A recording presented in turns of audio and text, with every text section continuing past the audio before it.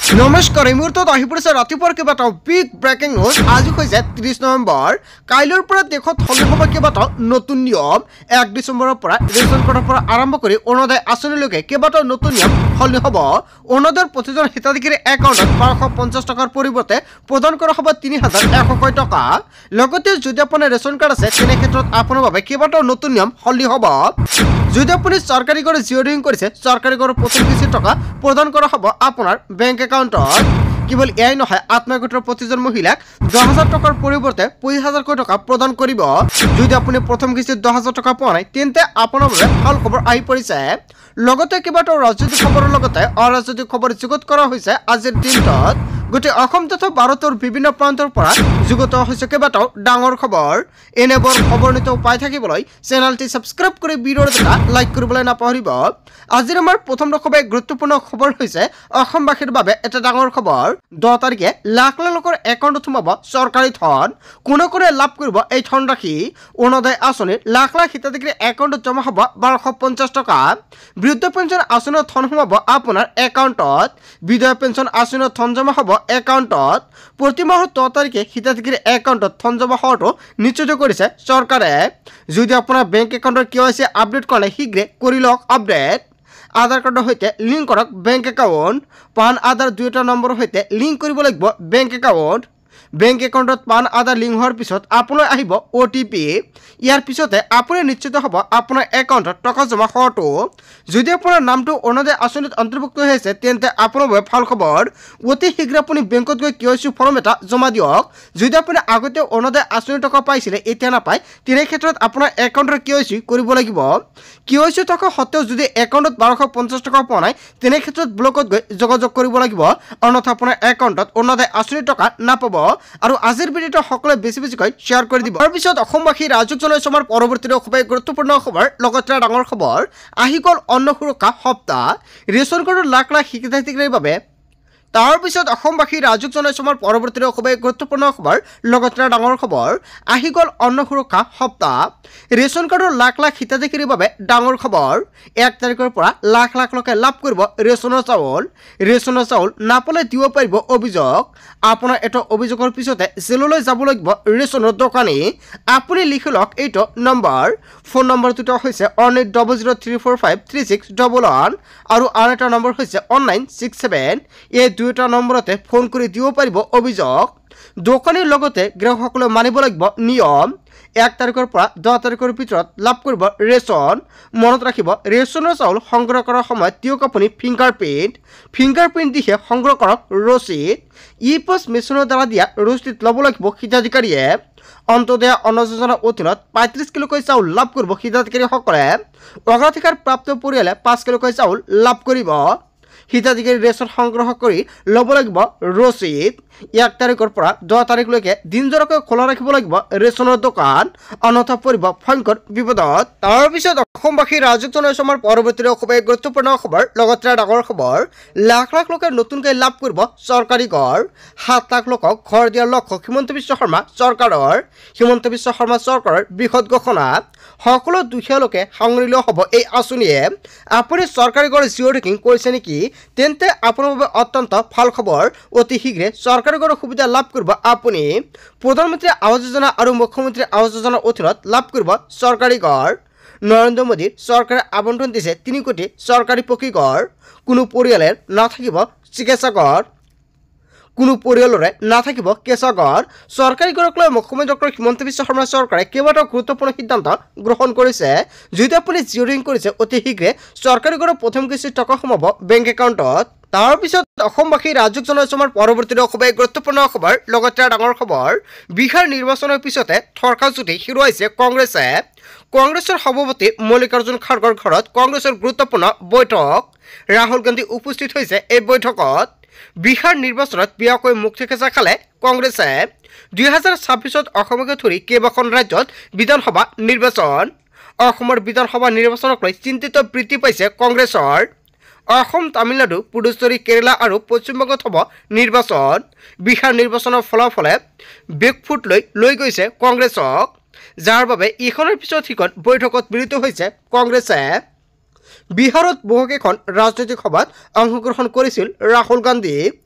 আৰু ইমানৰ পিছত মাত্ৰ 6খন আসনতে সীমাবদ্ধ হৈছে কংগ্ৰেছ। তাৰ পিছত অসমবাসী ৰাজুক জনাইছো আমাৰ পৰৱৰ্তী খুবেই গুৰুত্বপূৰ্ণ খবৰ। লগতে ডাঙৰ খবৰ, উত্তল পিটিচিৰ সচিবালয়, জনজাতি ছাত্ৰৰ প্ৰতিবাদী সমদল। সচিবালয় ঘেৰাও কৰি উত্তপ্ত পৰিস্থিতিৰ সৃষ্টি হৈছে। জনজাতিকৰণৰ বিৰোধিতাৰে ভয়ংকৰ প্ৰতিবাদ। বিটিচিৰ নেতাই জনজাতিকৰণৰ বিৰোধিতা নকৰাত ক্ষুণ্ণ হৈ পৰিছে শিক্ষাৰ্থী। বড়োলেণ্ড বিশ্ববিদ্যালয়ৰ জনজাতীয় শিক্ষাৰ্থীৰ প্ৰতিবাদ। সচিবালয়ৰ মূল প্ৰৱেশদ্বাৰ ভাঙি প্ৰৱেশ প্ৰতিবাদকাৰী দল। কেৱল ইয়াৰ নহয়, আক্ৰোশমূলকভাৱে প্ৰতিবাদ কৰি ভাঙি চুৰমাৰ কৰে প্ৰৱেশদ্বাৰ। উত্তল পিটিচিৰ সচিবালয় হয় বন্ধু বান্ধৱীসকল, এটা বিগ ব্ৰেকিং নিউজ আহি পৰিছে। তাৰ পিছত অসমবাসী ৰাজুক জনাইছো আমাৰ পৰৱৰ্তী খুবেই গুৰুত্বপূৰ্ণ খবৰ। লগতে ডাঙৰ খবৰ, আমি খিলঞ্জীয়া মাটিৰ পট্টা দিয়ক। খিলঞ্জীয়া হোৱাৰ পাছতো আমাৰ মানুহ বাংলাদেশত থৈ আহিছে, আমাক ডিপোৰ্টাৰ মুক্ত কৰক। দেশী উন্নয়ন পৰিষদ গঠন কৰক। এনেকুৱাকৈ কেইবাটাও ডাঙৰ মন্তব্য কৰিছে। দেশী জনগোষ্ঠীসকলক OBC প্ৰদান কৰক। বিভিন্ন সমস্যাৰ দাবীৰে প্ৰতিবাদী শহ লোকে ভিৰ কৰিছে। কান্দি কান্দি প্ৰতিবাদ দেশী জনগোষ্ঠীৰ।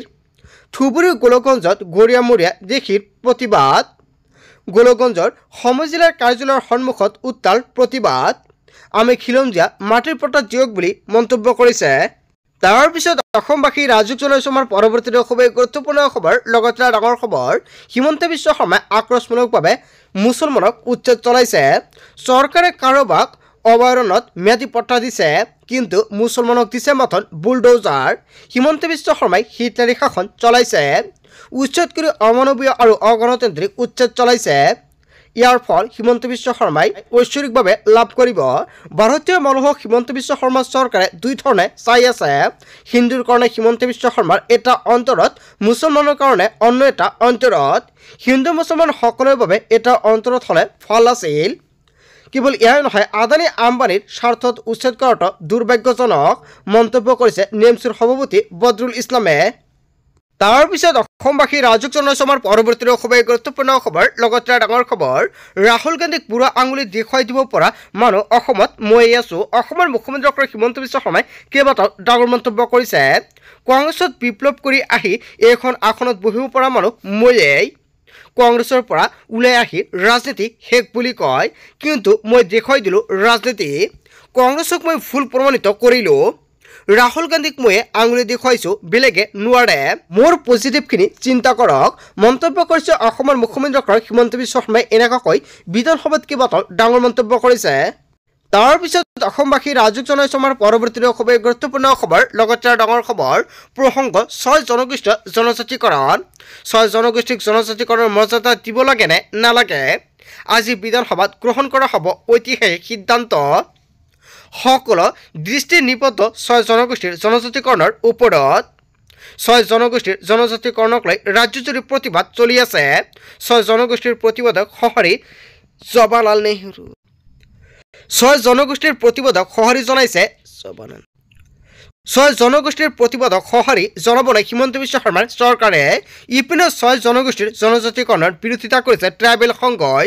ট্ৰাইবেল সংঘই বিচৰা নাই 6 জনগোষ্ঠীৰ জনজাতিকৰণ, কিন্তু 6 জনগোষ্ঠীৰ সংখ্যাৰ জনজাতিকৰণ লাগিবই, অন্যথা 2026-ত বিজেপি চৰকাৰৰ গাদী উফৰাই দিম। প্ৰসংগ 6 জনগোষ্ঠীৰ জনজাতিকৰণ। তাৰ পিছত অসমবাসী ৰাজুক জনাইছো আমাৰ পৰৱৰ্তী খুবেই গুৰুত্বপূৰ্ণ খবৰ। লগতে ডাঙৰ খবৰ, হিমন্ত বিশ্ব শৰ্মাৰ নিচিনা 100জনেও মোক ৰখাব নোৱাৰে। জেলৰ পৰা ওলাই হুংকাৰ আমিনুল ইছলামৰ, কিন্তু হিমন্ত বিশ্ব শৰ্মাৰ নিচিনা 100জনেও মোক ৰখাব নোৱাৰে। মই 26ত আকৌ নিৰ্বাচন খেলিম আৰু আকৌ জিকিম। হিমন্ত বিশ্ব শৰ্মাৰ নিচিনা 100জনেও মোক ৰখাব নোৱাৰে, এনেকুৱাকৈ মন্তব্য কৰিছে আমিনুল ইছলামে। তাৰ পিছত অসমবাসী ৰাজুক জনাইছো আমাৰ পৰৱৰ্তী খুবেই গুৰুত্বপূৰ্ণ খবৰ। লগতে ডাঙৰ খবৰ, ৰাজ্যৰ 3 লাখ চাহ শ্ৰমিক লৈ ভাল খবৰ। 3 লাখ চাহ শ্ৰমিকে পাব চৰকাৰী ঘৰ। 3 লাখ চাহ শ্ৰমিকক প্ৰদান কৰা হ'ব ভূমিৰ পট্টা। মালিকৰ দাসত্বৰ পৰা আৰম্ভ কৰি মালিকৰ দাসত্বৰ পৰা মুক্তি পাব চাহ শ্ৰমিকে। ভূমিপট্টা পোৱা প্ৰতিজন চাহ শ্ৰমিকে পাব বাসগৃহৰ সাহায্য। মাটি লাভৰ পিছত বিক্ৰী কৰিব নোৱাৰিব চাহ শ্ৰমিকে। 20 বছৰলৈকে কাকো মাটি বিক্ৰী কৰিব নোৱাৰিব চাহ শ্ৰমিকে। 20 বছৰৰ পিছতো কেৱল চাহ শ্ৰমিকৰ লোকসকলে কৰিব পাৰিব বিক্ৰী। 26ত পুনৰ বিজেপি চৰকাৰ আহিলে চাহ শ্ৰমিকে পাব ঘৰ। ডাঙৰ ঘোষণা কৰিছে অসমৰ মুখ্যমন্ত্ৰী ডক্টৰ হিমন্ত বিশ্ব শৰ্মাই।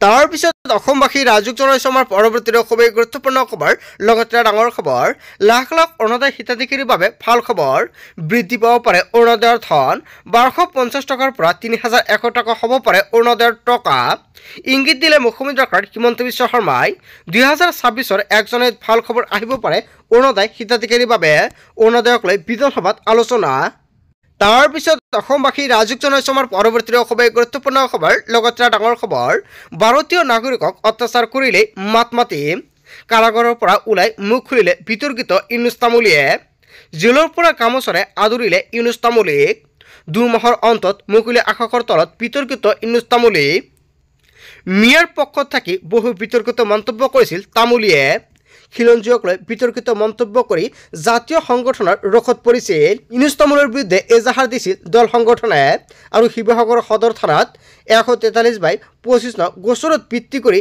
গ্ৰেপ্তাৰ কৰা হৈছিল ভাৰতীয় নাগৰিকক অত্যাচাৰ কৰিলে মাত মাতিম বুলি মন্তব্য কৰিছে ইউনুছ তামুলীয়ে তাৰ পিছত অসমবাসী ৰাজুক জনাইছে আমাৰ পৰৱৰ্তী খুবেই গুৰুত্বপূৰ্ণ খবৰ লগতে ডাঙৰ খবৰ খিলঞ্জীয়ৰ ওপৰত অত্যাচাৰ বন্ধ কৰক খিলঞ্জীয়ে জীয়ৰী বোৱাৰীক আক্ৰমণ বন্ধ কৰক খিলঞ্জীয় লোকৰ ভূমি বেদখল নকৰিব কঁপি উঠিল থিঙৰ ৰাজপথ শৃংখল চলিহাৰ নেতৃত্বত থিঙত ওলাই আহিল খিলঞ্জীয়া হাতে হাতে জোৰ লৈ উত্তাল কৰিলে থিঙৰ ৰাজপথ অবৈধ বাংলাদেশীৰ বিৰুদ্ধে এই প্ৰতিবাদ সমদল থিঙত বিৰলাচি থানাৰ গৰ্জন কাৰ্যসূচী খিলঞ্জীয়ৰ ওপৰত অত্যাচাৰ বন্ধ কৰক বুলি এনেকুৱাকৈ হুংকাৰ প্ৰদান কৰা হৈছে তাৰ পিছত অসমবাসী ৰাজুক জনাইছে আমাৰ পৰৱৰ্তী খুবেই গুৰুত্বপূৰ্ণ খবৰ লগতে ডাঙৰ খবৰ ৰাজ্যবাসীলৈ মুখ্যমন্ত্ৰী ডক্টৰ হিমন্ত বিশ্ব শৰ্মাৰ ডাঙৰ ঘোষণা মেট্ৰিক পৰীক্ষাৰ্থী কনষ্টেবল অৰুণোদয়কলৈকে 5 টকাকৈ ডাঙৰ ঘোষণা কৰিছে 28 নম্বৰত মেট্ৰিক পৰীক্ষাৰ্থীয়ে লাভ কৰিব 300 টকা 4,25,000 মেট্ৰিক পৰীক্ষাৰ্থীয়ে লাভ কৰিব এই ধনৰাশি মেট্ৰিক পৰীক্ষা অনুষ্ঠিত নোহোৱাকৈ শিক্ষাৰ্থীয়ে লাভ কৰিব ধনৰাশি ডিচেম্বৰ জানুৱাৰী ফেব্ৰুৱাৰী মাহত লাভ কৰিব 300 টকা 3 ডিচেম্বৰত প্ৰদান কৰা হ'ব আৰক্ষী কনষ্টেবলৰ নিযুক্তি পত্ৰ গুৱাহাটীত প্ৰদান কৰা হ'ব কনষ্টেবলৰ নিযুক্তি পত্ৰ ফেচবুক লাইভ যোগে এই ঘোষণা কৰিছে মুখ্যমন্ত্ৰী ডক্টৰ হিমন্ত বিশ্ব শৰ্মাই প্ৰাৰ্থীসকলক লগত এগৰাকী অভিভাৱকক লৈ আহিবলৈ আহ্বান জনাইছে আনফালে বিভিন্ন বিভাগৰ নিযুক্তি পত্ৰ শীঘ্ৰে ঘোষণা কৰা হ'ব 12 ডিচেম্বৰত ভিতৰত আৰম্ভ হ'ব অৰুণোদয় আঁচনি বন্ধু বান্ধৱীসকল গোটেই অসম তথা ভাৰতৰ বিভিন্ন প্ৰান্তৰ পৰা যুগত হৈছে কেইবাটাও ডাঙৰ খবৰ এনেবোৰ খবৰ নিতেও পাই থাকিবলৈ চেনেলটি সাবস্ক্ৰাইব কৰি ভিডিঅ'ত এটা লাইক কৰিবলৈ নাপাহৰিব। So thank you for watching full video'.